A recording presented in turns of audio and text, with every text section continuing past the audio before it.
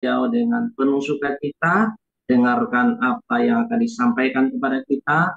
Kami persilakan Pak Yakub Esa, selamat pagi. Apa yang Bapak sudah persiapkan untuk kami persilakan waktu dan tempatnya. Shalom, selamat pagi. Pagi ini Shalom, Pak. temanya adalah kepemimpinan dengan hati hamba. Kita masih dalam seri karakter Kristus dan kita semua dipanggil untuk menjadi kepala, bukan menjadi ekor, tapi kepemimpinan versi Alkitab adalah kepemimpinan seperti Yesus memimpin dengan hati hamba. Saudaraku, inilah ayat-ayat yang akan kita pelajari. Yesus Kristus Tuhan telah menjadi teladan dalam kepemimpinan hamba, baik di rumah, di perusahaan, maupun di organisasi, di pelayanan. Mari kita memiliki kepemimpinan dengan hati hamba. Yang pertama, ketika Yesus mencuci kaki murid-muridnya. Yohanes 13 ayat 1 sampai 17. Sementara itu sebelum hari raya Paskah mulai, Yesus telah tahu bahwa saatnya sudah tiba untuk beralih dari dunia ini kepada Bapa. Sama seperti uh, ia sendiri senantiasa mengasihi murid-muridnya, demikianlah sekarang ia mengasihi mereka sampai kepada kesudahannya. Mereka sedang makan bersama dan iblis telah membisikkan rencana dalam hati Yudas Iskariot, anak Simon, untuk mengkhianati dia. Yesus tahu bahwa Bapaknya telah menyerahkan segala sesuatu kepadanya dan bahwa ia datang dari Allah dan kembali kepada Allah. Lalu bangunlah Yesus dan menanggalkan jubahnya. Ia mengambil sehelai kain lenan dan mengikatkannya pada pinggangnya.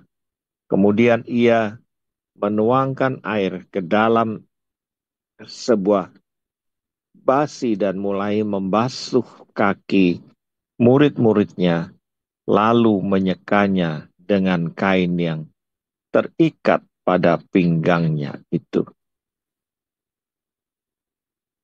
Maka sampailah ia kepada Simon Petrus. Kata Petrus padanya, Tuhan, engkau hendak membasuh kakiku?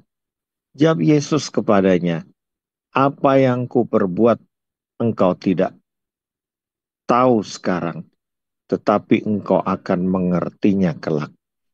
Kata Petrus padanya, engkau tidak akan membasuh kakiku sampai selama-lamanya. Jawab Yesus, jikalau aku tidak membasuh engkau, engkau tidak mendapat bagian dalam aku. Kata Simon Petrus kepadanya, Tuhan, jangan hanya kakiku saja, tetapi juga tangan dan kepalaku. Kata Yesus kepada Simon Petrus, barang siapa telah mandi, ia tidak usah membasuh uh, dan lagi selagi membasuh kakinya, karena ia sudah bersih seluruhnya. Jangan kamu ja, juga kamu sudah bersih, hanya tidak semua. Sebab ia tahu siapa yang akan menyerahkan dia, karena ia berkata, tidak semua kamu bersih. Kita lanjutkan saudaraku, sesudah ia membasuh kaki mereka, ia mengenakan pakaiannya dan berkata, ke tempat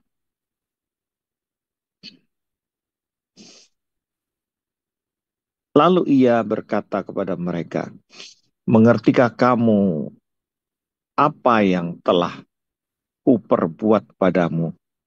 kamu menyebut aku guru Tuhan, dan katamu itu tepat, sebab memang akulah guru dan Tuhan. Jadi jikalau aku membasuh eh, kakimu, aku yang adalah Tuhan dan gurumu, maka kamu pun wajib saling membasuh kakimu. Sebab aku telah memberikan suatu teladan kepada kamu supaya kamu sama seperti yang telah kuperbuat padamu. Yesus berkata kepada mereka, sesungguhnya seorang hamba tidaklah lebih tinggi daripada tuannya, ataupun seorang utusan daripada dia yang mengutusnya. Jikalau kamu tahu semua ini, maka berbahagialah kamu jika kamu melakukannya. Saudaraku, dalam peristiwa ini, Yesus mencuci kaki murid-muridnya menjelang perjamuan terakhir. Ini adalah tindakan yang biasanya dilakukan oleh hamba untuk menunjukkan kerendahan hati dan pelayanan. Melalui contoh ini, Yesus mengajarkan pentingnya melayani satu sama lain, dan dia mengajak murid-muridnya untuk melakukan hal yang sama. Ini adalah firman Tuhan yang menunjukkan seorang pemimpin yang memiliki hati hamba. Yang kedua, saudaraku, saya membacakan Tuhan Yesus memberikan makanan untuk 5.000 orang dalam Markus 6 ayat 30 sampai 44. Kemudian rasul-rasul itu kembali berkumpul dengan Yesus dan memberitahunya semua yang mereka kerjakan dan ajarkan. Lalu ia berkata kepada mereka, marilah ke tempat yang sunyi supaya kita bisa beristirahat seketika, sebab memang begitu banyaknya orang yang datang pergi sehingga makan pun mereka tidak sempat. Maka berangkatlah mereka untuk mengasingkan diri dengan perahu ke tempat yang sunyi. Tetapi pada waktu itu mereka bertolak sampai orang melihat mereka dan mengikuti mereka dengan mengambil jalan darat. Segeralah datang orang dari semua kota ke tempat itu sehingga mendahului mereka. Ketika Yesus mendarat, ia melihat sejumlah besar orang banyak, maka tergeraklah hatinya oleh belas kasihan pada mereka, karena mereka seperti domba yang tidak mempunyai gembala. Lalu mulailah ia mengajarkan banyak hal kepada mereka. Pada waktu hari sudah mulai malam, datanglah murid-muridnya kepadanya sambil berkata, tempat ini sunyi dan hari sudah mulai malam. Suruhlah mereka pergi supaya mereka dapat membeli makanan di desa-desa, di kampung-kampung sekitar sini. Tetapi jawab Yesus, kamu harus memberi mereka makan. Kata mereka kepada Yesus, jadi haruskah kamu memberi roti seharga 200 dinar untuk memberi mereka semua makan? Tetapi ia berkata pada mereka, berapa banyak roti yang ada padamu? Cobalah periksa. Sesudah memeriksanya mereka berkata, 5 roti dan 2 ikan. Lalu ia menyuruh orang-orang itu supaya duduk berkelompok-kelompok di atas rumput hijau. Maka duduklah mereka berkelompok-kelompok, ada yang 100, ada yang 50 orang. Dan setelah ia mengambil 5 roti dan 2 ikan itu, ia menengadah ke langit dan mengucap berkat, lalu memecah-mecahkan roti itu dan memberikannya kepada murid-muridnya supaya dibagi-bagikan kepada orang-orang itu. Begitu juga kedua ikan itu ia bagi-bagikan kepada semua mereka. Dan mereka semuanya makan sampai kenyang. Kemudian orang mengumpulkan potongan roti 12 bakul penuh, selain daripada sisa-sisa yang lain. Yang ikut makan roti itu ada 5.000 orang, laki-laki belum termasuk perempuan. Saudaraku, makanan untuk 5.000 orang adalah karya Yesus sebagai pemimpin yang melayani. Ketika Yesus melihat kerumunan yang lapar, dia tidak hanya mengajarkan mereka, tetapi juga memberikan makanan pada mereka. Dengan membagikan 5 roti 2 ikan, Yesus menunjukkan betapa pentingnya memenuhi kebutuhan orang lain, baik secara fisik maupun spiritual. Saudaraku, Yesus juga menyembuhkan orang sakit. Kalau ada orang yang butuh kita doakan, doakanlah, jangan menunggu orang lain. Matius 14 ayat 14. Ketika Yesus mendarat, ia melihat orang banyak yang besar jumlahnya, maka tergeraklah hatinya oleh belas kasihan kepada mereka, dan ia menyembuhkan mereka yang sakit.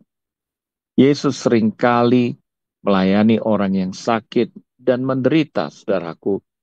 Dalam Matius 14 dikatakan bahwa Yesus melihat kerumunan dan merasa belas kasihan pada mereka. Lalu ia menyembuhkan mereka yang sakit. Setiap empati, kasih, dan tindakan pelayanan menunjukkan karakter yang murni dari kepemimpinan hamba.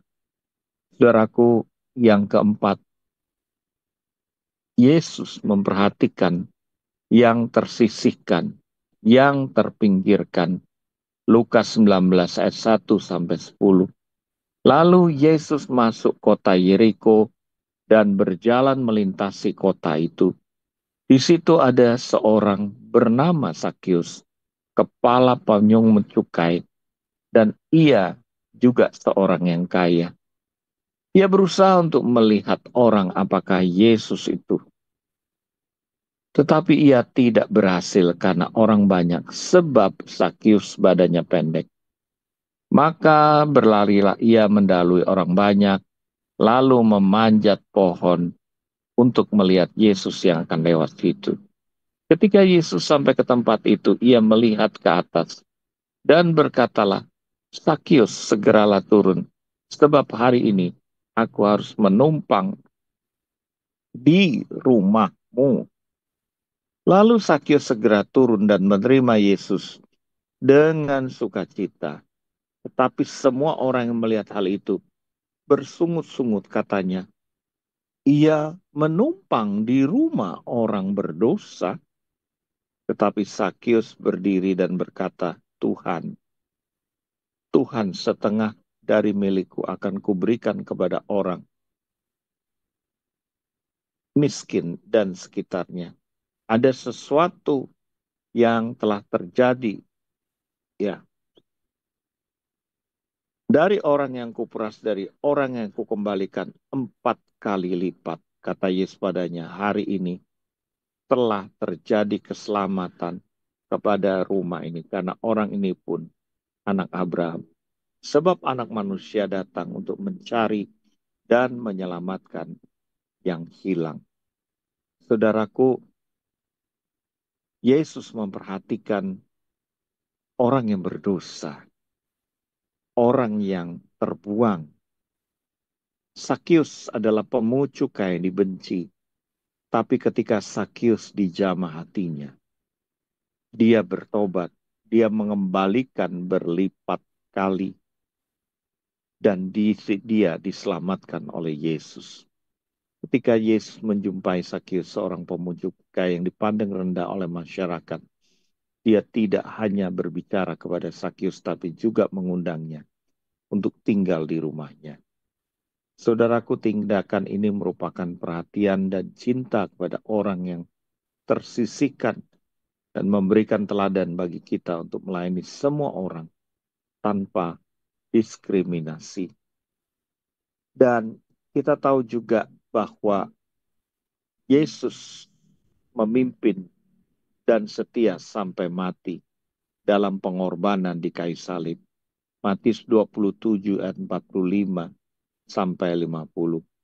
Mulai dari jam 12 kegelapan meliputi seluruh daerah itu sampai jam 3. Kira-kira jam 3 berserulah Yesus dengan suara nyaring. Eli, Eli, lama sabatani. Artinya, Allahku, Allahku, mengapa engkau meninggalkan aku? Mendengar itu berapa orang berdiri di situ. Ia memanggil Elia. Dan segeralah datang seorang dan ia mengambil bunga karang mencucukkannya ke dalam anggur asam. Lalu mencucukkan pada sebatang bulu dan memberi Yesus minum. Tetapi orang-orang lain berkata, jangan, baiklah kita lihat apakah Elia datang untuk menyelamatkannya. Saudaraku, Yesus berseru dengan suara nyaring. Lalu ia menyerahkan nyawanya. Pengorbanan Yesus di kayu salib adalah puncak dari kepemimpinan seorang hamba. Yesus dinyatakan dengan pengorbanannya di kayu salib. Dia menghadapi penderitaan untuk menyelamatkan umat manusia dari dosa. Dalam pengorbanan ini, Yesus menunjukkan kasih yang paling tinggi dan dedikasi tanpa syarat untuk pelayanan keselamatan bagi umat manusia. Saudaraku, yang keenam, Yesus mengajarkan tentang mengutamakan pelayanan kepada sesama. Markus 10 ayat 42 sampai 45. Tetapi Yesus memanggil mereka lalu berkata, kamu tahu bahwa mereka yang disebut pemerintah bangsa-bangsa memerintah rakyatnya dengan tangan besi dan pembesar-pembesarnya menjalankan kuasanya keras atas mereka. Tidakkah demikian di antara kamu? Barang siapa ingin menjadi yang paling besar di antara kamu, hendaklah kamu menjadi pelayan lebih dahulu. Dan barang siapa ingin menjadi terkemuka di antara kamu, hendaklah ia menjadi hamba untuk semuanya. Karena anak manusia juga datang bukan untuk dilayani, melainkan untuk melayani dan untuk memberikan nyawanya menjadi tebusan bagi banyak orang. Saudaraku, Yesus mengajarkan tentang prioritas pelayanan, melayani daripada kuasa. Dalam ayat-ayat yang barusan kita baca, Yesus menjelaskan perbedaan antara cara dunia memegang kekuasaan dan kepemimpinan yang sesungguhnya. Yesus berkata bahwa yang ingin menjadi besar untuk menjadi haruslah menjadi hamba. Yang ingin menjadi terdepan harus menjadi pelayan dari semuanya. Ini adalah inti dari pengajarannya mengenai kepemimpinan hamba. Saudaraku, saya berikan aplikasi praktis supaya bukan hanya ayat yang kita baca, tapi dalam kepemimpinan hamba itu seperti apa. Sebagai seorang pemimpin, penting untuk memberikan contoh yang baik kepada tim, kepada orang kita pimpin. Ini bisa dilakukan dengan menunjukkan sikap kerendahan hati, komitmen, dan dedikasi dalam melayani. Dengan melibatkan diri dalam tugas-tugas sehari-hari, serta mendengarkan dan menghargai kontribusi anggota tim, seorang pemimpin dapat menciptakan lingkungan kerja yang positif dan produktif. Saudaraku, contohnya seorang manajer yang terlibat langsung dalam proyek dan membantu tim saat mengalami kesulitan. daripada hanya memberikan instruksi dari jarak jauh. Juga di dalam keluarga, dalam konteks keluarga, baik ayah ibu diharapkan untuk melayani anak-anaknya satu sama lain. Kepemimpinan yang baik dalam keluarga melibatkan perhatian dan kasih sayang. Dalam hal ini, orang tua menunjukkan kasih sayang dengan cara mendengarkan kebutuhan anak-anaknya, membimbing mereka, serta menyediakan dukungan emosional dan dukungan fisik yang mereka butuhkan. Contoh dalam keluarga, orang tua meluangkan waktu untuk membantu anak-anaknya, berbicara dengan mereka, membantu, mendampingi, mengerjakan PR sambil memberikan dorongan dan motivasi. Kepemimpinan di dalam gereja, saudaraku, pemimpin rohani di gereja, seharusnya mengedepankan pelayanan kepada jemaat tanpa mengejar keuntungan pribadi. Kepemimpinan dalam konteks gereja berarti memberikan dukungan spiritual, mendidik dan menyediakan bantuan bagi jemaat, serta menciptakan komunitas yang saling mendukung.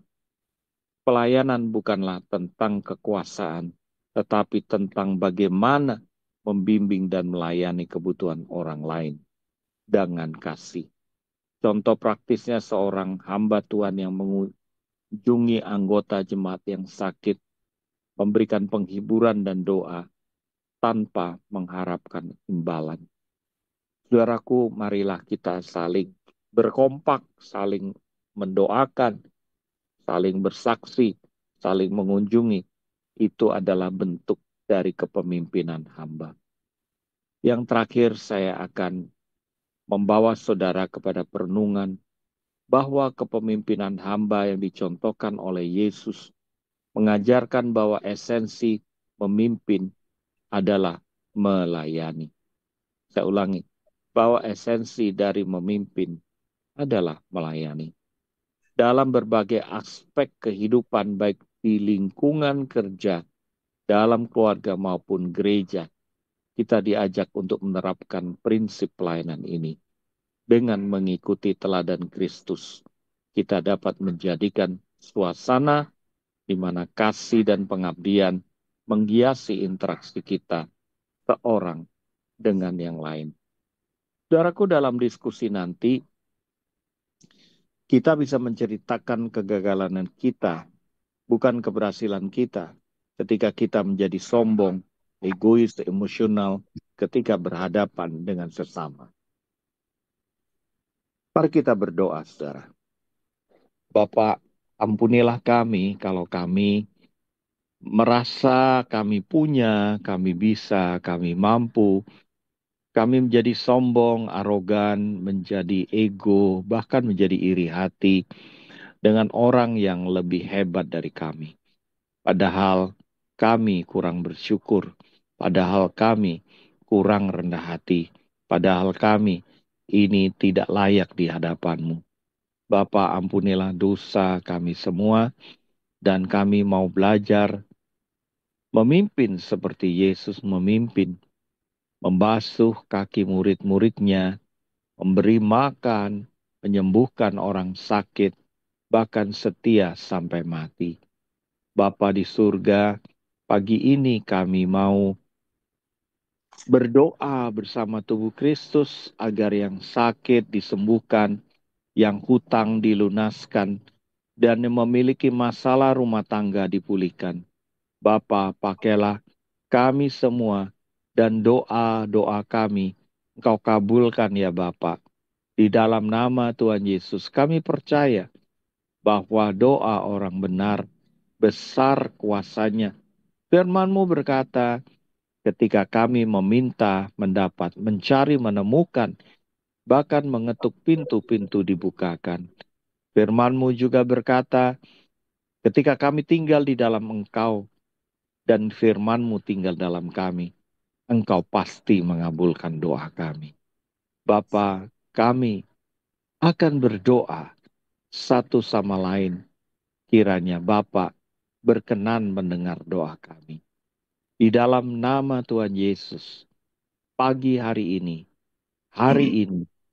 minggu ini, bulan ini, dan tahun ini, kami mau menjadi pemimpin dengan cara melayani satu dengan yang lain.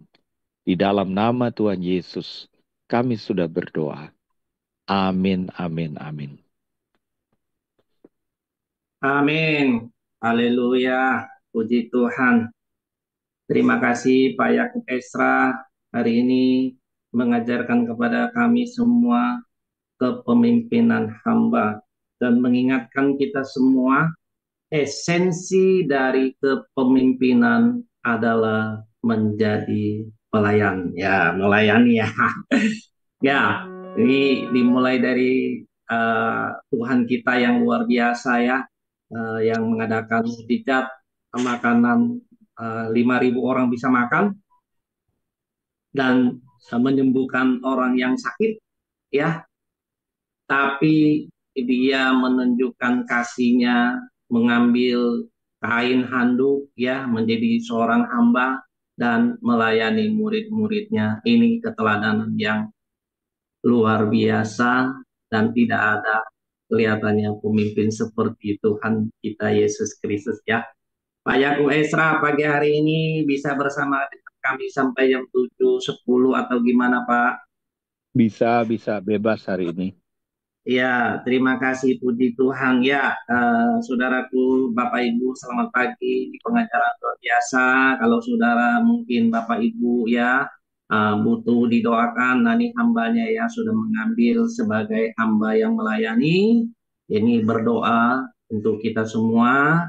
Apa pergumulan saudara boleh disampaikan, bisa langsung juga bisa pakai di chat ketik ya. Pastikan ya, sebab pagi hari ini kita akan mendapatkan kesembuhan daripada Tuhan bagi yang sakit, sebab Tuhan mengasihi kita semua dan Tuhan ada di tengah kita dan Tuhan bersama dengan kita, bahkan Dia tidak pernah meninggalkan kita. Ya, saudaraku semuanya, mari kita menyimak beberapa pesan-pesan yang akan disampaikan oleh tim screen. Saya persilakan tim screen.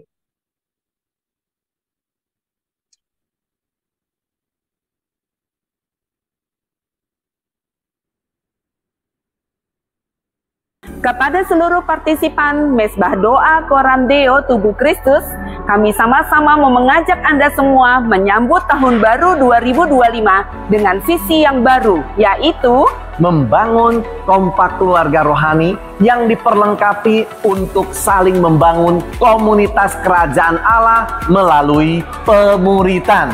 Tuhan Yesus memberkati. 1, 2, 3, yes!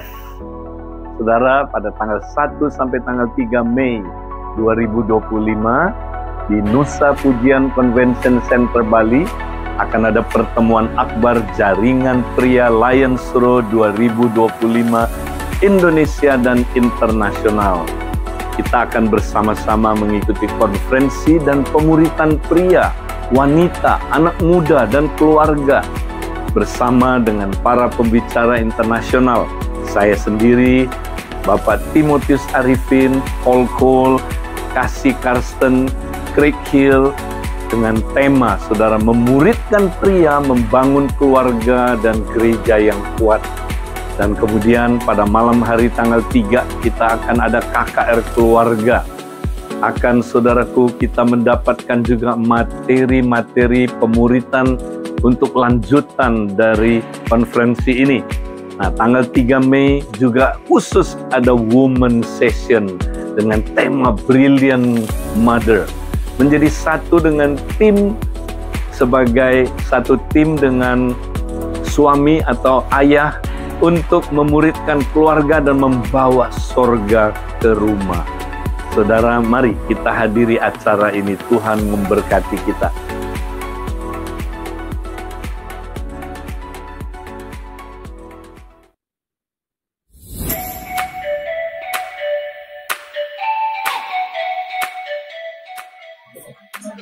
Selamat datang di Mesbah Pagi Koram Deo. Bagi yang baru pertama kali hadir, tolong tulis nama PHP di kolom chat. Selamat bergabung. Bagi yang ingin didoakan, silakan tulis nama dan ingin doakan di kolom chat. Shalom sahabat terkasih. Apa itu kompak? Kompak adalah komunitas sepakat yang dimulai dari 2 atau 3 orang yang terikat dengan janji covenant untuk membangun komunitas kerajaan Allah. Mari kita berkompak ria. Tuhan Yesus memberkati.